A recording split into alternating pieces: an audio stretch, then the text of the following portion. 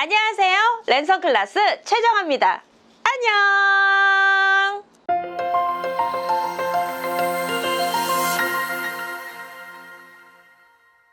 슈베르트는 음악가로 동시대의 인물이었던 베토벤을 존경했고 시인으로는 괴테를 높이 평가했습니다. 그래서 슈베르트가 작품 마왕을 완성한 후 친구들은 그의 작품을 괴테에게 보냈는데 괴테의 음악 자문이었던 젤터가 슈베르트의 작품을 먼저 보고는 자신의 작품보다 뛰어난 것에 시기를 해서 괴테에게 전하지 않았다고 하죠. 하지만 슈베르트가 죽고 난 뒤에야 작품을 접한 괴테는 그의 음악적 천재성을 크게 감탄했다고 합니다. 이렇게 살아서는 제대로 인정조차 받지 못했던 슈베르트는 죽어서 인정받은 작곡가입니다. 그렇다면 슈베르트의 네 번째 이야기, 병마와 싸우며 희망을 찾으려고 노력한 슈베르트의 이야기 지금부터 시작합니다. 슈베르트는 성공하고 싶었지만 성공과는 전혀 반대적인 상황에 놓이며 자신의 작품이 제대로 인정받지 못했다는 자괴감과 너무나 궁핍했던 가난은 슈베르트를 점점 궁지로 몰아갔죠. 급기야 지난 3화에서 언급을 드렸듯이 슈베르트는 자신의 명성에 쌓아가기는커녕 오히려 제대로 약속조차 지키지 못하고 주변적 평판을 점점 잃어가며 더욱 향락적인 생활에 빠지게 됩니다. 술에 만취하며 사람들에게 욕설과 행패, 더욱이 자주 드러나는 홍등과의 생활은 점점 슈베르트의 인생에 어두운 그림자가 다가왔음을 암시하게 되었죠. 사실 슈베르트는 다작을 하기로 유명한 작곡가이지만 1822년 슈베르트는 작곡을 중단하게 되었습니다. 그건 바로 이전부터 쌓아왔던 과로와 보헤미안적인 생활 속에서 스쳐간 사랑에 의한 매독 증상 때문이었습니다.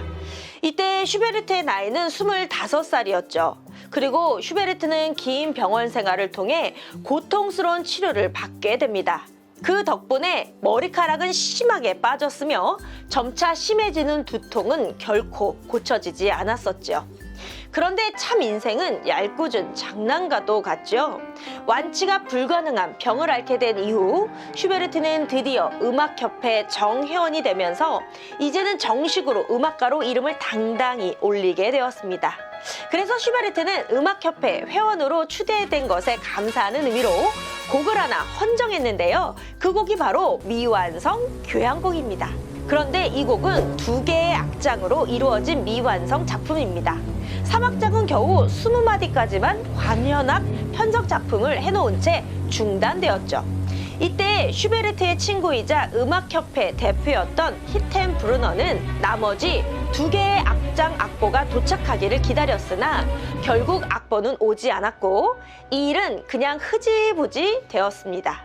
그리고 40년이 훌쩍 지나 1863년 12월 17일 지휘자였던 요한 헬베크가 이 곡을 처음 발견해 초연하게 되었습니다.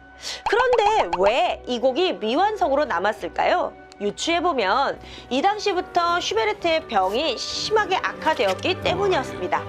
하지만 까마득한 음악 후배였던 브람스는 미완성 교향곡을 이렇게 평가했었죠. 이 곡은 양식적으로 분명히 미완성이지만 내용적으로는 결코 미완성이 아니다.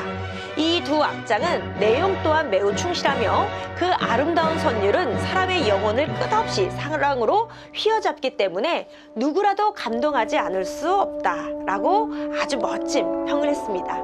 더 감상해 보실게요.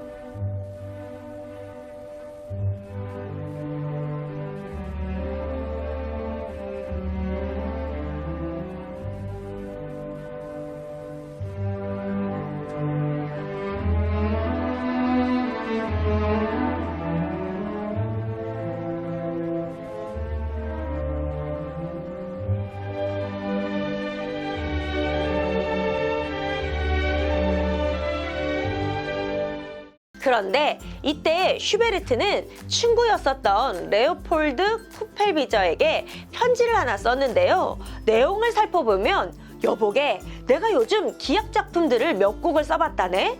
물론 지금은 현악 4중주로 연습을 하는 중이지만 사실 나는 장대한 교향곡에 이르는 길을 닦아내고 싶어. 최근 베토벤이 연주회를 열었다고 하네. 이 연주회에서 그는 새로운 9번 합창곡을 발표할 거야. 그런데 나도 내년에는 이런 멋진 연주회를 할 생각이라네. 라고 말이죠. 그런데 이 편지에서 슈베르트가 말한 장대한 교향곡은 미완성 교향곡이 아니라 그 곡은 바로 슈베르트의 마지막 교향곡이었던 그레이트 교향곡이었습니다.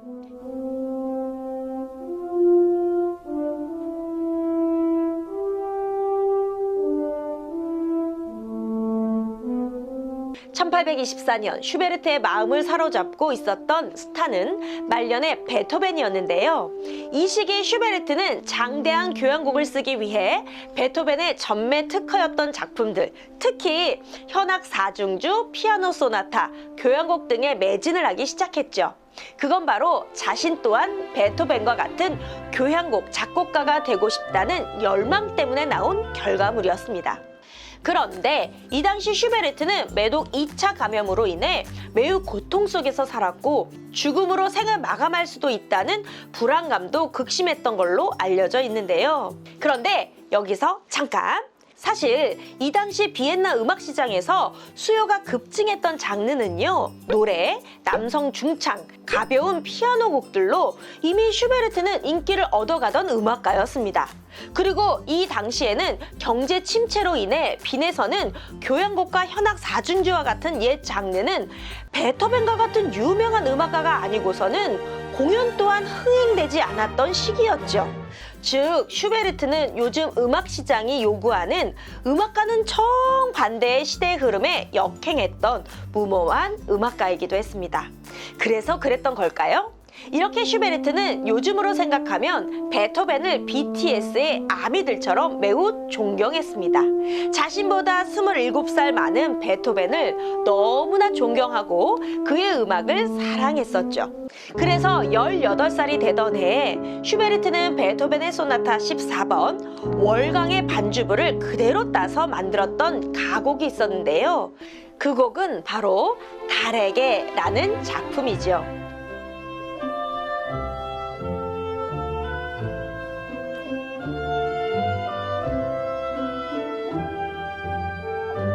그런데 이렇게 열성적인 팬이라면 한 번쯤은 베토벤을 찾아갈 만도 하잖아요.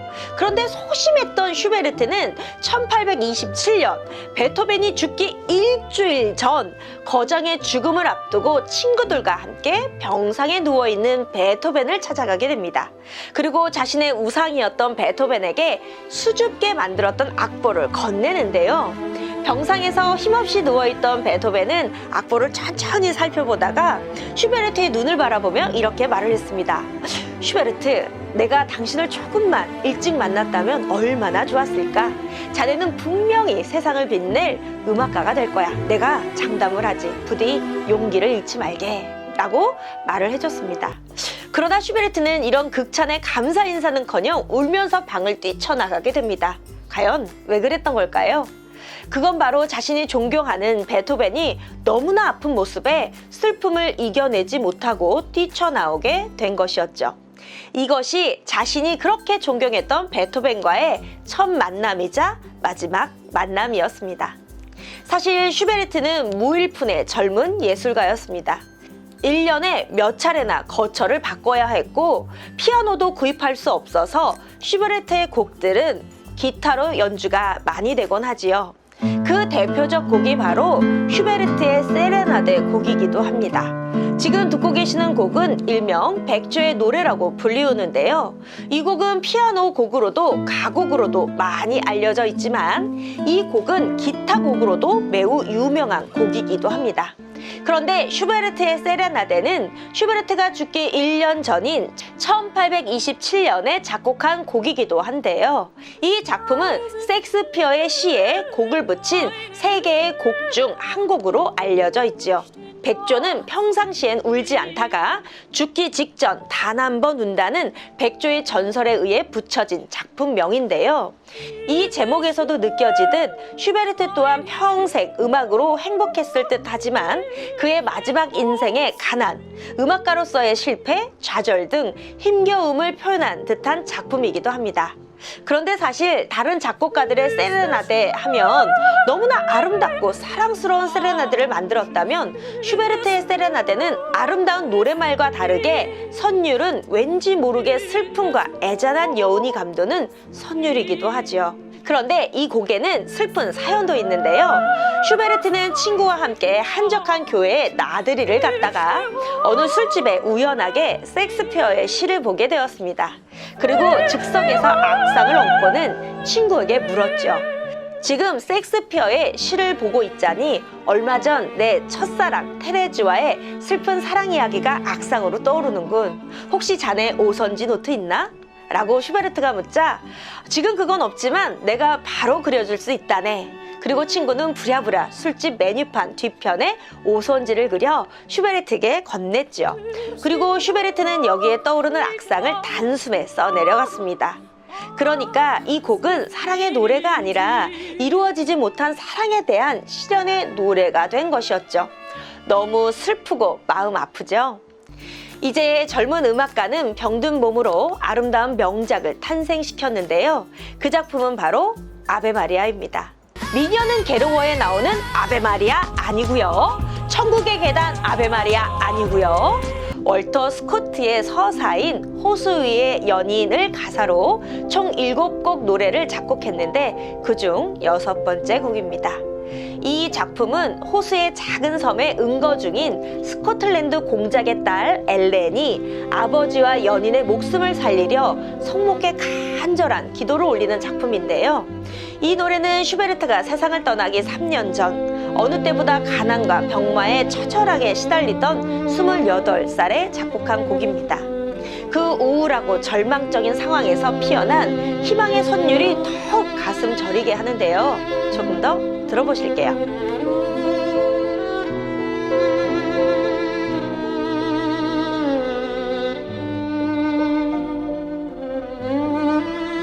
이 곡은 2006년 소프라노 조스미 씨가 파리 독창회에서 절절히 불렀던 곡으로도 유명한데요. 파리 공연을 앞두고 아버지가 돌아가시게 되었죠. 하지만 조스미 씨는 아름다운 공연을 모두 마치고 앙코르를 요청받게 되었고 이 노래를 부르며 서울의 아버지의 장례 소식을 전하게 됩니다. 결국 조스미 씨는 공연 중 눈물을 흘렸고 청중들은 2분간 기립박수를 보냈습니다. 아베 마리아, 고통 가운데서 우리를 구원해 주소서. 사실 이 내용만 봐도 슈베르트 또한 병마와 싸우며 얼마나 삶에 대한 희망을 그렸는지 알 수 있죠. 그렇다면 다음 시간은 병마를 이겨내지 못하고 점점 죽음의 절망 속으로 빠지며 슈베르트가 남긴 마지막 작품들은 무엇인지 알아볼게요. 음악을 통해 삶의 희망을 찾으려고 노력하는 슈베르트의 작품을 들으며 감미로운 감성도 업, 음악적 지식도 업, 예술의 이야기를 쉽게 풀어보는 랜선 클래스. 오늘도 시청해주신 여러분 구독과 좋아요 누르셨는지 확인 한번 꼭 부탁드릴게요. 안녕.